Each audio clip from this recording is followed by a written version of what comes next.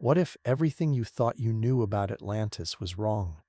Forget utopian paradise. The real story of Atlantis ends not in a gentle fade, but a cataclysmic, world-altering event. Prepare to uncover the true, terrifying geological forces that devoured an entire civilization in an instant. For centuries, Atlantis has been a whispered legend, a mythical dream. But what if the myth holds a terrifying truth, a geological nightmare that could reoccur? We're diving deep into the scientific evidence and ancient texts to reconstruct the chilling final moments of a lost continent and what truly wiped it off the map. Imagine a civilization so advanced, so prosperous, simply vanished. Atlantis, the marvel of the ancient world, didn't just disappear. It was erased by an unimaginable force. Join us as we piece together the fragments of this forgotten history and reveal the catastrophic event that sealed Atlantis's fate forever. Picture it. Concentric rings of water and stone, gleaming walls sheathed in orichalcum that caught the sun like fire.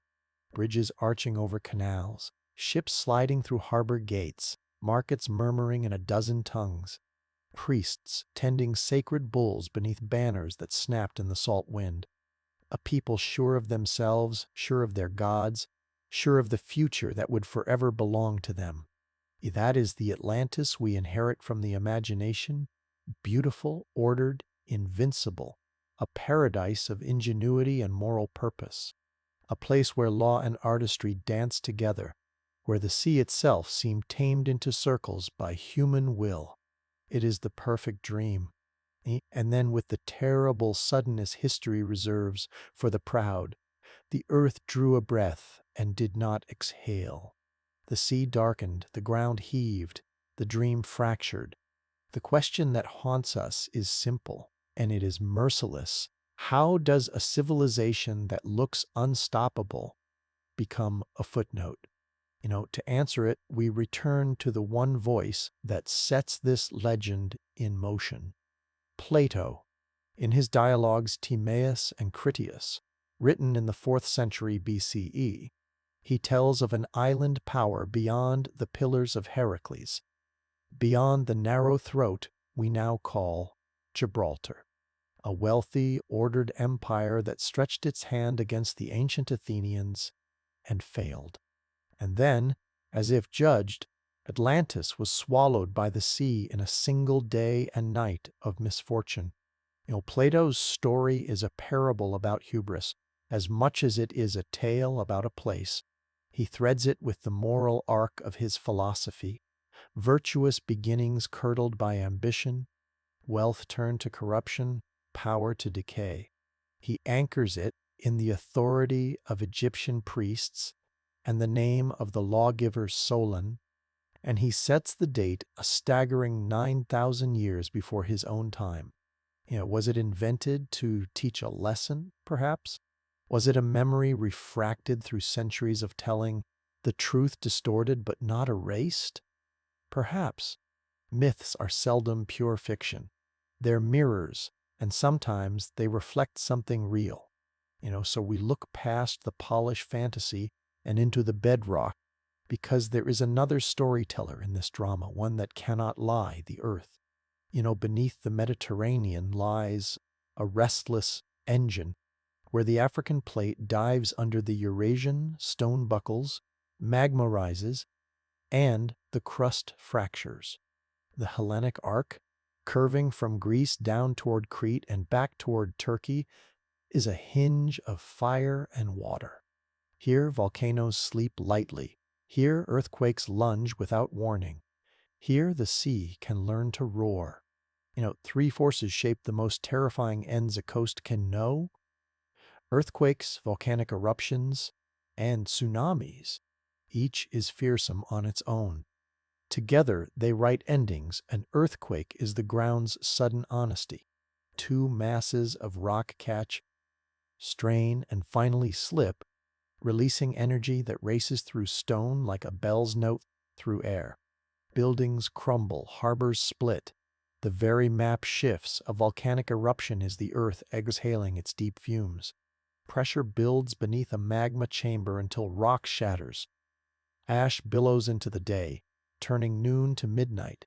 Lightning crackles in plumes that scrape the stratosphere. Bombs of molten stone rain. Rivers of fire move like water made of knives. A tsunami is the sea remembering its weight. The surface looks harmless at first, a peculiar trough, the water pulling away from the shore as if drawing breath. Children run out to collect fish, laughing. And then the wave rises, a wall moving faster than a galloping horse. And the world becomes a churning gray of timber and breath and silence. For centuries, science preferred the slow story, the one of gradual change, mountains eroded grain by grain, continents drifting unnoticed. Uniformitarianism, it was called, the present is the key to the past. And so it is, but we have learned another truth too. The quiet is broken by the sudden. Catastrophism, once discarded, now sits beside the slow hand, nodding gravely. The earth does much gently.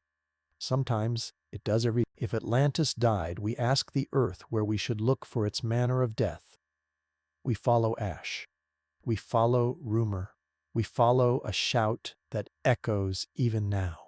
It leads us to a crescent of island in the Aegean, its cliffs sliced clean as if by a god's blade. Santorini. In the Bronze Age, it had another name, Thera. In its heart, a caldera yawns where a mountain once stood. Around Echenlopide BCE, in the middle of an age of palaces and ships, Thera tore itself apart. Now, imagine the days before.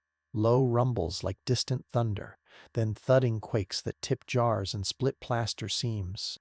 Dogs restless, birds flying wrong directions.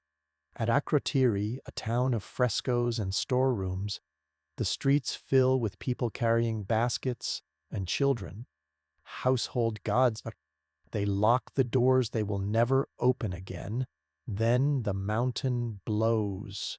First, a column of ash and pumice punches into the blue and keeps climbing, higher than any storm you have seen, casting a shadow that crawls across the sea.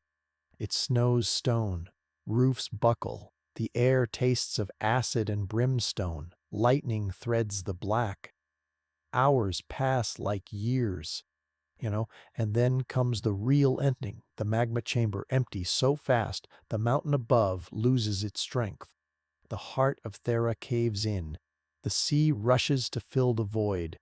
When water meets hot rock like this, it flashes to steam with the violence of 1,000 engines.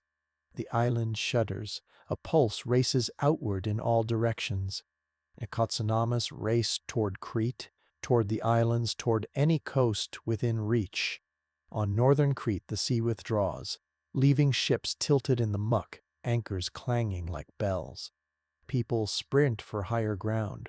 Some make it, many do not. Water returns as a wall, swallowing harbors, smashing warehouses, lifting ships and throwing them into streets. Where there were quays, there is chaos. Where there were markets, there is sea. Ash falls for days. Fields suffocate beneath gray blankets. Vineyards die standing. Cisterns fill with grit. In places, pyroclastic surges, superheated clouds that move like avalanches, skewer the surface clean. The sun is pale. The world smells burned. This is not speculation assembled from melodrama. We have the evidence. On Santorini, the ash lies in layers meters thick, a timeline in gray and white bands. In houses, frescoes, blossoming lilies, leaping dolphins, are frozen in the instant before the final day, vivid as if painted last week. The rooms are empty of people. They had warning. They fled. But the town was buried, sealed, preserved, like a message in a bottle sent forward to us. Across the Aegean and beyond, we find the fingerprints of Thera's fury. microscopic shards of volcanic glass. The ash appear in lake muds in Turkey, in the marsh soils of the Nile Delta, in the seafloor cores of the Mediterranean. Along Crete's north coast, strange deposits suggest wave action far beyond any storm. Sea creatures tossed into fields, layers of mixed debris carried inland and then left behind as the water drained. The Minoan palatial centers, Knossos, Mallia, Phaistos, suffer damage from quakes and shocks. The maritime world they built, resilient but intricate, reels. This eruption is measured as one of the largest in human memory, a VEI, Chi, Krakatoa scale, or worse. Global air currents carried its ash high, perhaps chilling summers for a season or two, blemishing crops far from the Aegean. In the eastern Mediterranean, sailors told stories of a day the sea rose, and a night the sky rained ash. Listen to Plato again. An island power ringed with canals torn by quake and flood in a day and night. An advanced maritime culture humbled by a force it could not master. Does Thera equal Atlantis? No. The dates do not align with Plato's 9,000 years. The location is not beyond Gibraltar.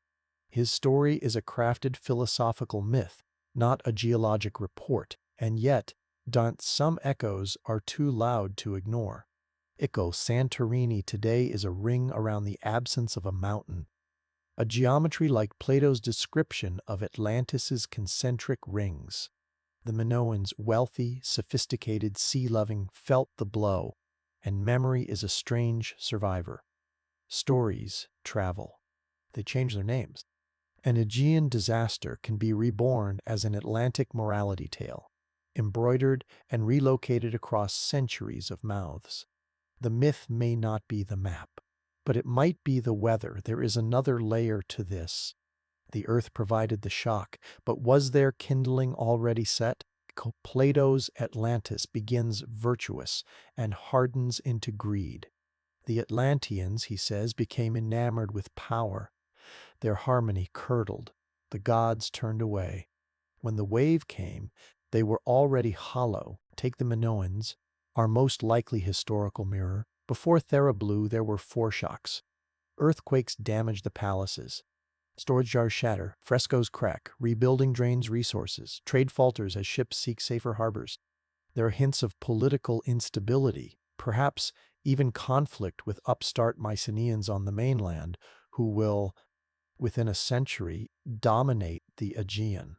Imagine a society stretched thin, accustomed to its own success, suddenly facing a cascade of crises: food insecurity, refugees, competing elites. Faith shaken, a city can be undone by nature. It is finished by humans. If warnings are ignored, if the old stories of the sea's moods are dismissed as superstition, then the ledger of loss grows. In some ages, when the earth stirred, people lit new fires and moved away.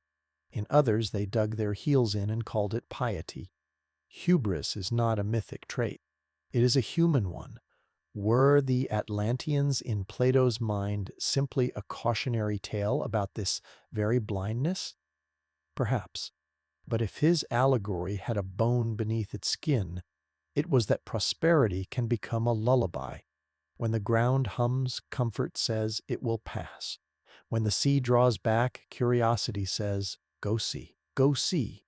A civilization that organizes life in rings of control, walls, canals, laws, can forget the oldest rule of all: the earth has no walls. You pull the camera back. Whether or not we can place a pin in the map and write Atlantis in neat letters, the pattern is plain. Catastrophe is not rare, nor is forgetting. We have records of the Sembite Lucerwu CE earthquake off Crete, a true monster. The Roman historian Ammianus Marcellinus describes the sea retreating and returning as a devourer, ships stranded on dry land before being hurled inland when the water came back. Alexandria shook, the Nile felt it. In Ichen Jobite Lingbad, Messina, Sicily, crumpled in minutes from quake and wave. In Ichen Babide Basarsan, Krakatoa exploded in the Sunda Strait. The sky turned bruised. The tsunami scoured shores. In Arsen Ling Arser, Hunga Tonga Hunga Ha'apai blew with a force that circled the globe, reminding us that volcanoes beneath the sea can strike at distances impossible to predict. These are not fables. They are recent enough that the tears have names. So when we peer at Atlantis, we do not only look backward, we look down at the plates grinding under our feet, at the magma chambers that breathe, and we look around at cities we build on sand, at harbors crammed with ships, at reactors near coasts, at children who would run on the bare seafloor if given the chance. Does a real-world cataclysm offer the strongest parallel to Atlantis's final moments? Stand on Santorini's rim and answer yourself. The cliffs are sheer hundreds of meters high. The water beneath is a deep blue that looks heavy. Ferries glide where the mountain fell. Villages cling to the lip like white lace. The beauty is a ledger with a red line through it. The island is not a ruin, it lives. But it remembers. Here is a reconstruction, as close as we can come without witness. Dawn breaks over a ringed city, water glittering between bands of stone. Fishermen curse and laugh and set their oars. In the inner sanctum, priests carry a bull's blood to a basin, incense threading into the air. The ground murmurs as it has for days. The cats won't settle. Somewhere a mother says we should go inland, and a father says after market, by noon the tremors are a rhythm. The sea looks wrong, flat. Then a line on the horizon rises as if called. On shore, the first sign is silence. All the birds lift at once.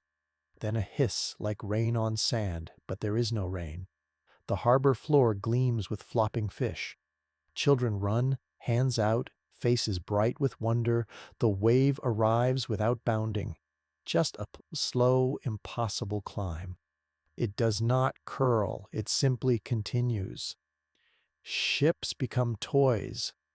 Walls become steps. Water roars down avenues, lifts and smashes and lifts again. The bull floats. A man clutches a column and recognizes the word wait anew. The land shakes hard enough to blur vision. Buildings leap. Road dust turns to clouds. An old woman cannot find which way the door opens. A boy sees the temple split as if unzipped from sky to flagstones. The world is noise. Then it is not. Then it is noise again. No night falls beneath a sky veined with lightning inside an ash cloud. The moon is an orange coin. The air is cramped, hot. Somewhere beyond sight, the mountain collapses into itself, and the Black Sea pours inward and is hurled outward, transformed. A second wave comes with engines in its belly. By morning, the city is a new geography. Lines erased. Names drowned. What floats burns, what doesn't float sinks, what stands does not stand straight. And then Dot asked. In the days after, something worse, quiet. Families gather on slopes above the floodline and count the missing. They wait for fires to burn themselves out. They scratch at the ash, a day and a night of misfortune. The phrase is old now. It will be older still. The legend of Atlantis endures because it is not only about brilliance or loss. It is about the hinge between the two. We admire the city that tames the sea. We are haunted by the reminder that the sea is not tamed. Scientists continue to work this puzzle, not to prove a fantasy, but to understand ourselves in the presence of the earth. They pull cores from seabeds, counting layers no thicker than a fingernail, each a season's whisper. They coax dates from charred olive branches entombed in ash. They test microtephra, the glittering dust unseeable without a microscope, linking it like fingerprints across regions. They model waves in computers and find their echoes in sediments and stories. They map other candidates whispered about in popular imagination. The Azores rising from Atlantic depths, the Bimini Road with its neat blocks of beach rock, the dramatic eye of the Sahara, the Richat structure in Mauritania. Intriguing, beautiful, unproven. The allure of Atlantis pulls our compass needle no matter where we stand. But the strongest signal remains where geology speaks loudest. In the Aegean, on a broken circle of volcanic rock, we find the clearest model of a civilization clipped off by catastrophe. What then is the message hidden in the myth's glow? It is not that the earth is our enemy. It is that the earth is indifferent. And in that indifference lies a demand: humility. Prepare for the rare, because the rare is inevitable across the stretch of years. Build not only for beauty, but for motion. Listen to the old stories for weather forecasts disguised as fables. Let memory be a tool, not an ornament. The utopian Atlantis is seductive: gold-bright walls, a chessboard of canals lined with palm and stone, an empire of order. But the end of Atlantis, the true end, is what makes the story worth keeping. It is a flare fired from deep time to our own shores, warning that the day can turn, that the night can lengthen, that the ground underfoot is an ocean in slow motion. Perhaps Atlantis never. Perhaps it was a mirror we hold up to every port city, every island nation, every civilization floating on the crust. But if it did exist, if some pearl of a place was smashed by water and fire, then it bequeaths us an inheritance more valuable than any orichalcum. Perspective: we are not its victims, trapped in inevitability. We are its students. We can read stone. We can listen. We can move away from the shore when the sea inhales.